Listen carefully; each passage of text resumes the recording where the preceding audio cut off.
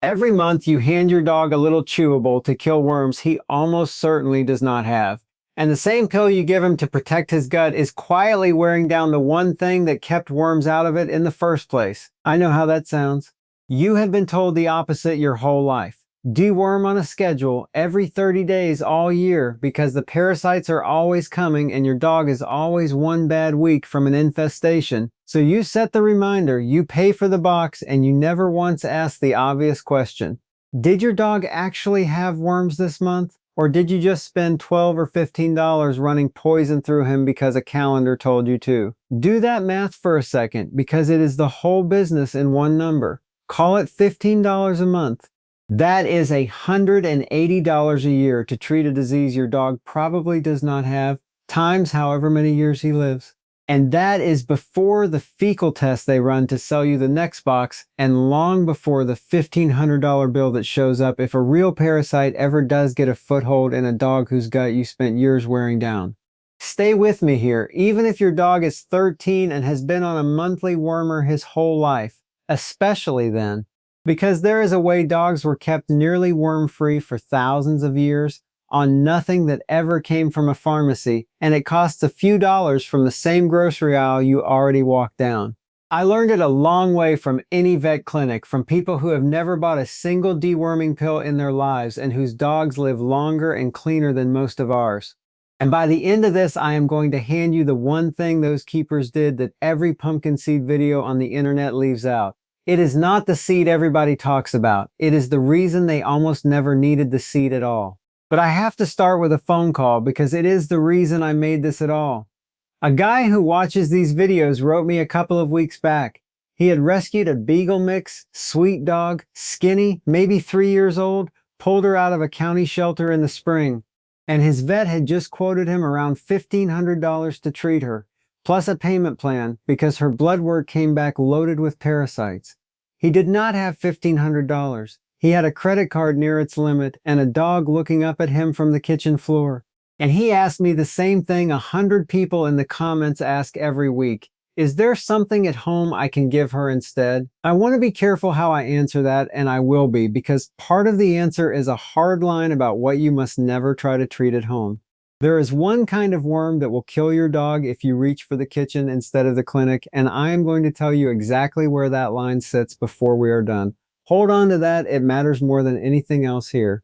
But the bigger thing I told him is the thing almost nobody tells you. Most dogs do not need to be dewormed most of the time. A healthy adult dog with a healthy gut is not some helpless victim waiting to be colonized. His own body is built to keep the worm load down to nothing, the way it has for as long as there have been dogs. The problem was never that the worms are so strong. The problem is what we have done to the thing that used to hold them off. Let me back up to where I learned this because I did not read it in a book. In my younger years, I spent a long stretch out on the Mongolian steppe in Over Kongai, living and working with families who herd the way their grandfathers herded. There are no fences out there and no power lines, and the nearest vet is a couple 100 miles away over open country. And they keep dogs, big, hardy guardian dogs that sleep out in cold, that would kill a house dog, that work the herd all day, that live to 13 and 14 still doing the job. These dogs have never seen a monthly chewable. Nobody out there is setting a deworming reminder on a phone because nobody out there has a phone. And the thing that stopped me cold my first winter with them was simple. Their dogs are not riddled with worms. They are lean and strong and healthier than most dogs I have seen back home, with a whole shelf of medicine behind them. That first winter was a hard one too. The Mongolians have a word, zud, for the winters that come down cruel enough to starve a whole herd out from under a family, where the camp draws in tight around the fire and everyone just tries to outlast it. Everything gets thin. And through the worst of it, those dogs stayed sound, working the edges of the flock in the dark with frost in their coats, no medicine of any kind on a shelf because there was no shelf. If a monthly chemical were the only thing standing between a dog and a belly full of worms, those dogs would have been the sickest on earth. They were the healthiest I have ever seen. The man I learned the most from was a herder named Tummer. Weathered face, quiet, the kind of man who says one sentence and then lets it sit in the cold air until you feel foolish for having asked. He had an old guard dog, Boar, gray all through the muzzle, still out walking the flock at 14 when most of our dogs are long gone. And when I asked him how he kept the worms out of his dogs, he did not launch into a method.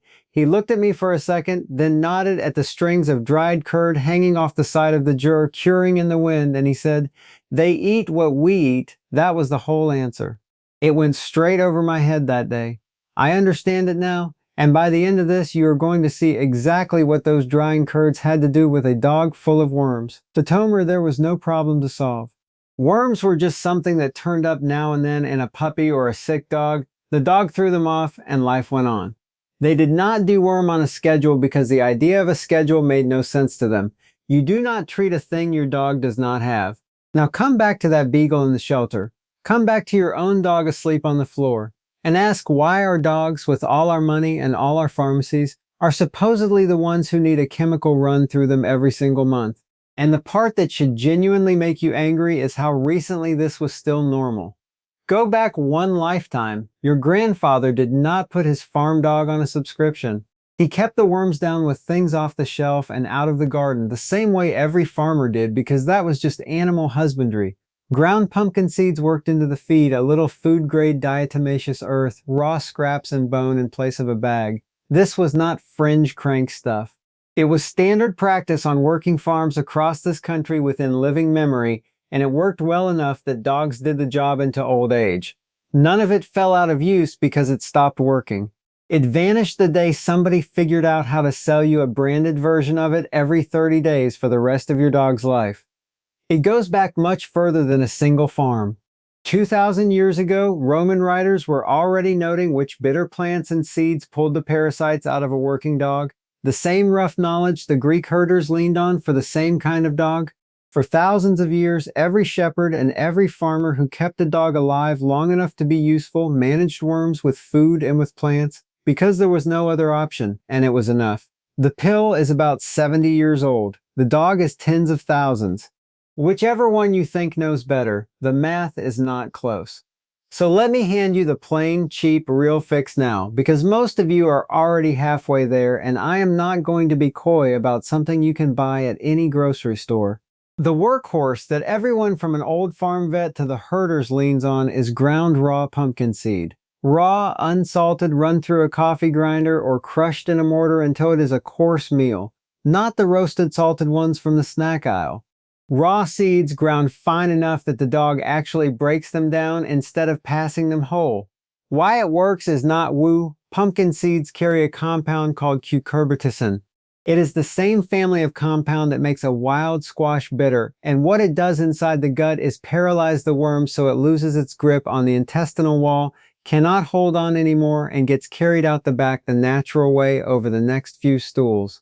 It works best on the common ones, the roundworms and the tapeworms, which are exactly the worms an ordinary dog is most likely to pick up, and it is about as safe a thing as you can put in a dog. Overdo it badly and you get some loose stool from all the extra fiber. That is the whole downside. The amount is where people get it wrong, so get this part right. A quarter teaspoon of the ground raw seed for every 10 pounds of dog, once or twice a day, mixed into his food. A 20-pound dog gets half a teaspoon. A 60-pound dog gets a teaspoon and a half. You do that daily for a week, maybe two, and you can repeat it a couple of times a year if you feel the need. That is it. That is the thing they package and sell you at a markup. Grocery store seeds, a coffee grinder, a few dollars, done. If you want a second tool for the stubborn cases, there is food-grade diatomaceous earth, and I want to be exact about this one because the safety detail matters. It is a fine mineral powder, and it has to say food grade on the bag, never the kind sold for pool filters. You mix it thoroughly into wet food, a teaspoon a day for a small or medium dog, a tablespoon for a large one, and you keep it out of the air because that fine dust is an irritant to the lungs if a dog breathes a cloud of it. Mixed into wet food, it is fine. It works on several of the gutworms, though it is weak on tapeworms, so the seeds stay the primary. Beyond those two, the harder herbs like black walnut and wormwood exist, but they are strong, they are hard on the liver, and they are not a kitchen job. If the simple things have not done it in a few weeks, that is a conversation with a holistic vet, not something you eyeball at home. Now I can feel the pushback, because it is the exact pushback the whole industry runs on. What about all the other worms? What about the ones the seeds miss? What about prevention? Am I just supposed to wait until my dog is sick? That fear is not an accident. It was farmed into you. And once you see how the monthly deworming idea actually got into your head, you cannot unsee it. There is an organization in this country called the Companion Animal Parasite Council. If a vet has ever told you to keep your dog on year-round parasite protection, that guidance traces straight back to this council. They are the body that set the recommendation that every adult dog should be on broad-spectrum year-round parasite control, not tested and treated when there is a problem, protected constantly forever, whether your dog carries a single worm or not. That one recommendation is the reason the pill is a subscription instead of a treatment. So who funds the body that decided your dog needs a chemical in him every month for the rest of his life? The top-tier sponsors are the drug companies that manufacture the dewormers, Elanco and Boehringer Ingelheim and Zoetis and Merck, right alongside the diagnostic labs that run the fecal tests, IDEX and Antec, and the corporate vet chain VCA. The council that tells your vet to deworm your dog every month is bankrolled by the very companies that make the monthly dewormers, the labs that sell the tests, and the chain that owns a good share of the clinics. They write the advice, they sell the product it creates the demand for, and your vet in good faith hands it down to you as settled medical fact. The fecal test is the quiet engine under all of it. You bring the dog in, they run the sample, and whatever it says, the answer comes out the same. Find something and you need the dewormer. Find nothing, and that just proves the year-round protection is working, so keep buying it. There is no result on that slip of paper that ends with you walking out without the product. A test that can only ever point one direction is not really a test. It is a sales step in a lab coat. These are not small players you can just walk away from. In 2021 of them, Elanco bought Bayer's entire animal health business for around $7.5 billion, swallowing a whole shelf of the dewormer brands your vet reaches for.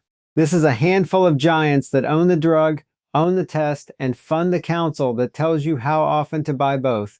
You do not have to reach for a conspiracy to explain it. It is just who owns what, printed on their own sponsor page. I am not telling you the drugs never work or that worms are made up. Roundworms are real, and hookworms can genuinely hurt a young or a weakened dog. I am telling you that the every dog, every month, forever schedule was not handed down by nature.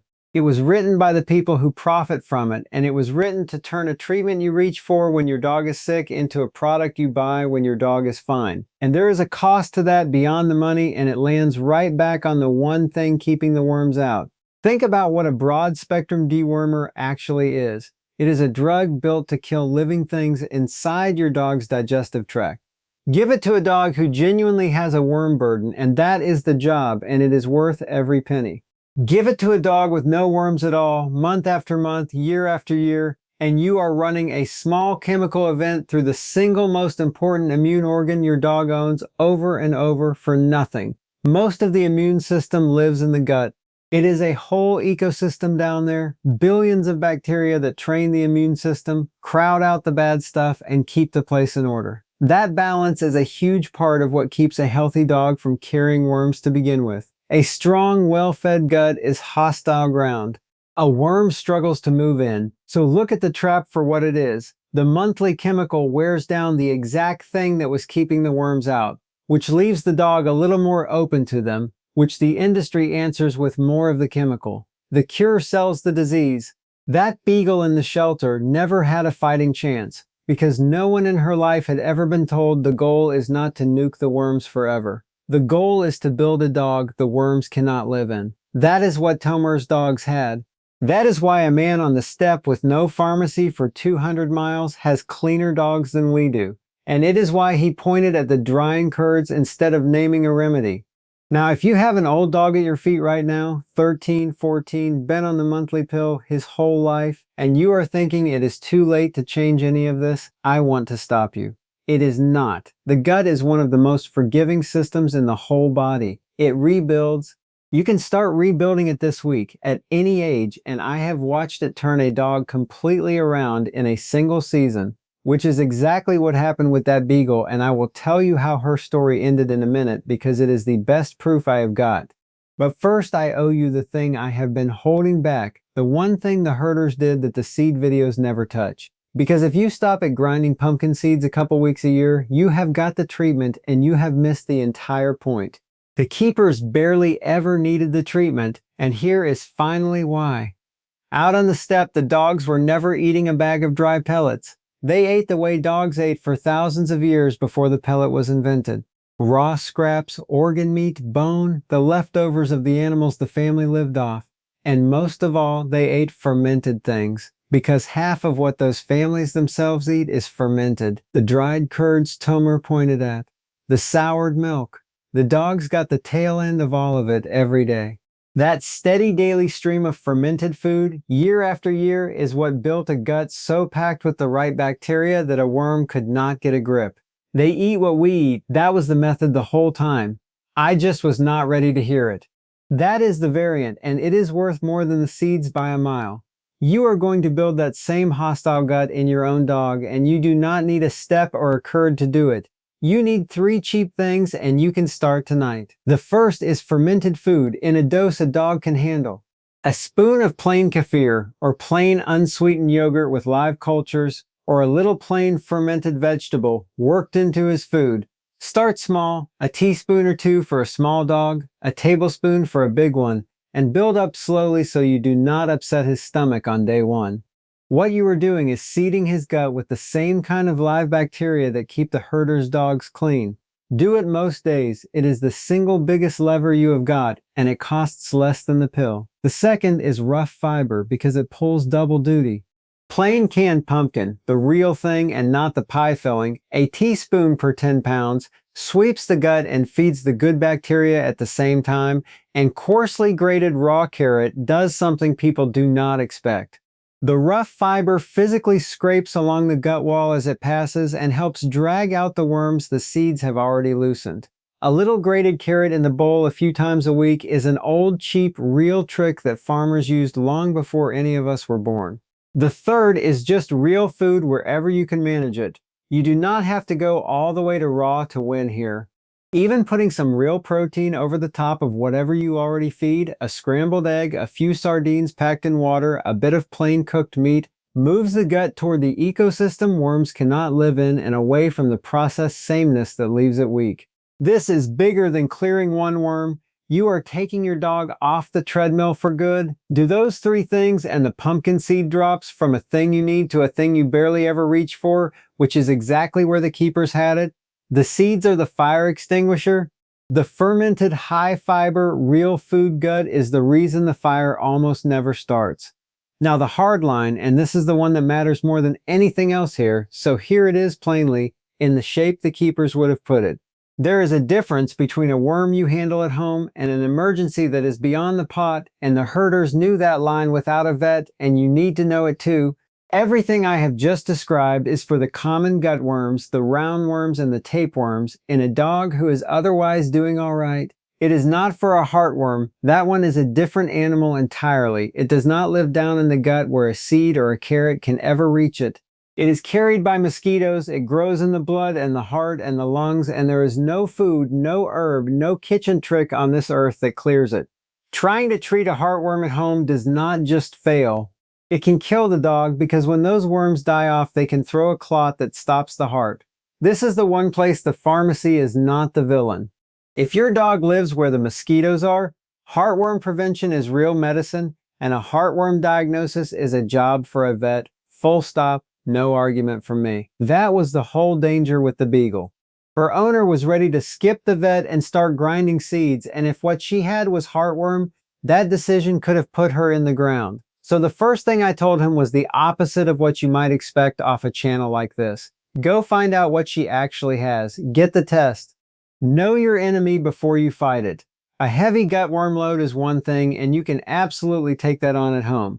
But a dog passing a lot of blood, a dog sinking no matter what you do, or a heartworm in mosquito country was always beyond the pot, and the keepers knew it, and pretending otherwise is the real danger. Here is how it ended. Her tests came back and it was not heartworm, thank God.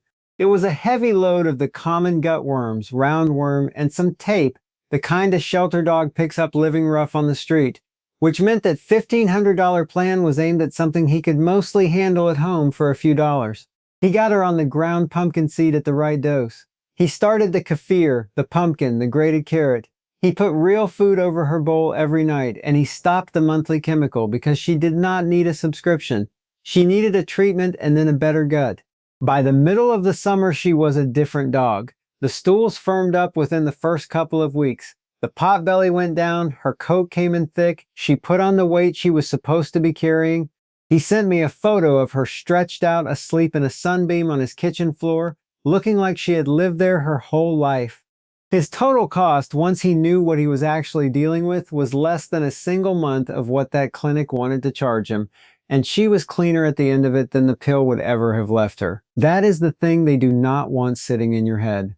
Not that the seeds work, though they do. It is that your dog was never supposed to be a customer. Dogs kept themselves nearly worm-free for thousands of years on real food and a strong gut, from the Roman shepherd to the steppe to your own grandfather's farm, right up until a handful of companies worked out that a monthly pill for a healthy dog is a far better business than a treatment for a sick one, and then paid to make that pill sound like the law.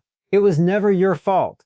You were doing exactly what you were told by people who were being paid to tell you. And the old dog at your feet, whatever the calendar on that pill box says, can still get that strong gut back, starting with the bowl you fill tonight. If you want the rest of what got taken from our dogs, the cheap, real ways they were kept sound long before any of it turned into a subscription, subscribe and stay with me.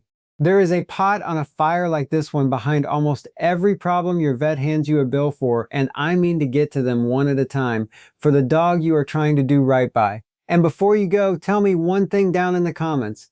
What is the most you have ever been quoted at a vet for something you later found out you could have handled for a few dollars at home?